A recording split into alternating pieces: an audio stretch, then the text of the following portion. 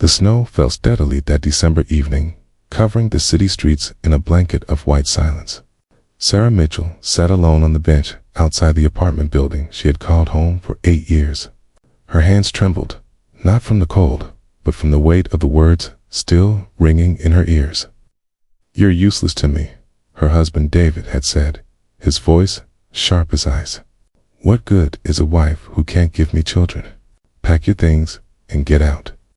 At 42, Sarah had endured 5 years of fertility treatments, countless doctor visits, and the slow erosion of hope. But nothing had prepared her for this moment, sitting in the snow with a single suitcase.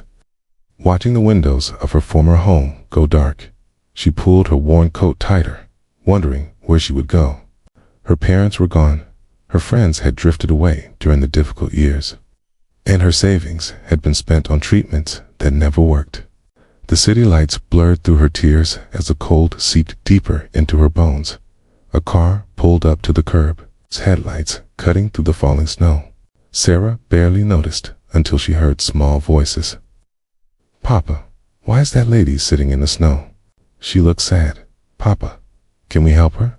Sarah looked up to see a man in his late 40s, standing with 3 children, all bundled in colorful winter coats. The man's eyes held a gentle concern that made her chest tighten. His children, 3 little ones, probably between 5 and 7 years old, stared at her with innocent curiosity. The man approached slowly, his voice calm and kind. "Excuse me, are you all right? It's far too cold to be sitting outside." Sarah tried to speak, but her voice caught. She managed only a small shake of her head. The man glanced at her suitcase, then back at her face, and understanding seemed to dawn in his expression. "I'm Thomas Reed," he said quietly. "These are my children, Emma, Jack, and Sophie. We live in this building." He paused, choosing his words carefully. "You look like you could use somewhere warm to sit, and perhaps a cup of tea. Would you come with me?" No strings attached, just kindness from one human being to another. Something in his voice, a gentleness born from his own understanding of pain, made Sarah nod. She stood on shaky legs. Thomas picked up her suitcase without asking. His apartment was warm and lived in, with children's drawings on the refrigerator and toys neatly organized in baskets. The 3 children watched her with wide eyes as Thomas guided her to the sofa and draped a soft blanket over her shoulders. "Emma, would you get our guest some warm socks? Jack, please bring the blue mug from the kitchen. Sophie, can you make sure Mr. Bear is comfortable on the chair?" The children scattered with purpose, and Thomas disappeared into the kitchen. Sarah sat in stunned silence, overwhelmed by this unexpected sanctuary, when Thomas returned with tea. The children had settled nearby, looking at her with open curiosity rather than judgment.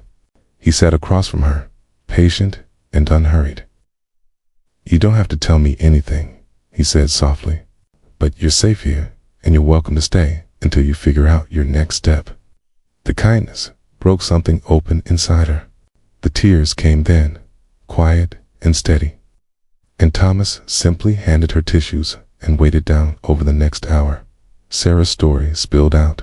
The years of hoping, the treatments that failed, her husband's growing resentment, and finally tonight's cruel dismissal.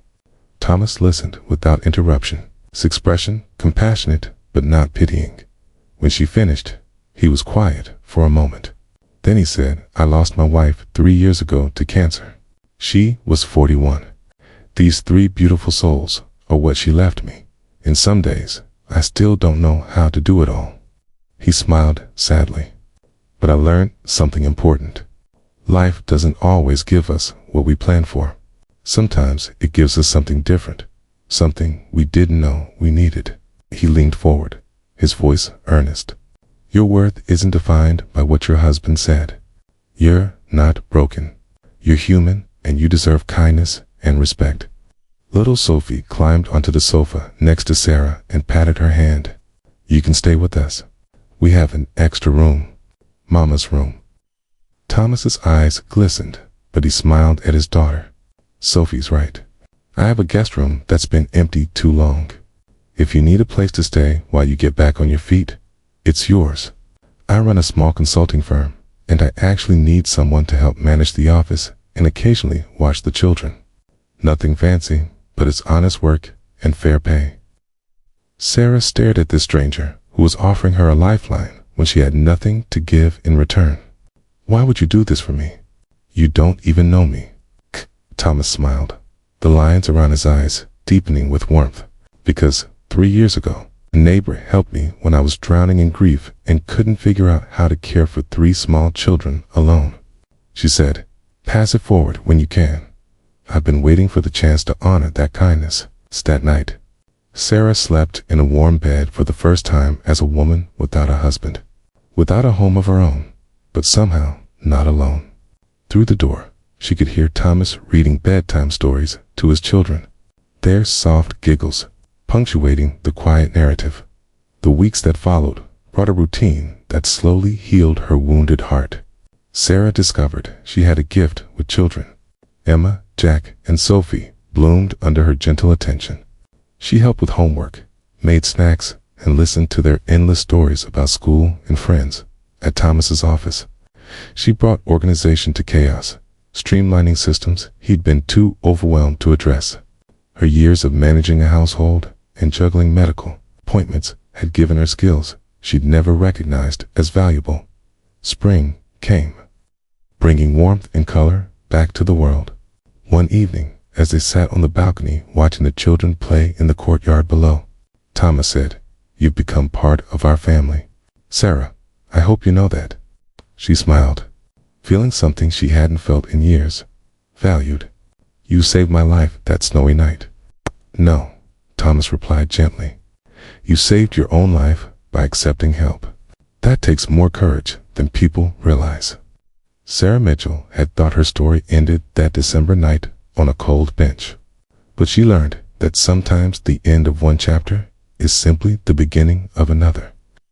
Written with different hands, but no less beautiful. She may never have the children she'd longed for, but she had found 3 who called her Miss Sarah and ran to hug her each day. She had found purpose, dignity, care, and a man who saw her worth when she couldn't see it herself. Love comes in many forms, and family isn't always born from blood. Sometimes it's built from kindness on a snowy night, from strangers who choose to see each other's humanity, and from the courage to begin again. If this story touched your heart, please like, share, and subscribe for more tales of hope and human kindness.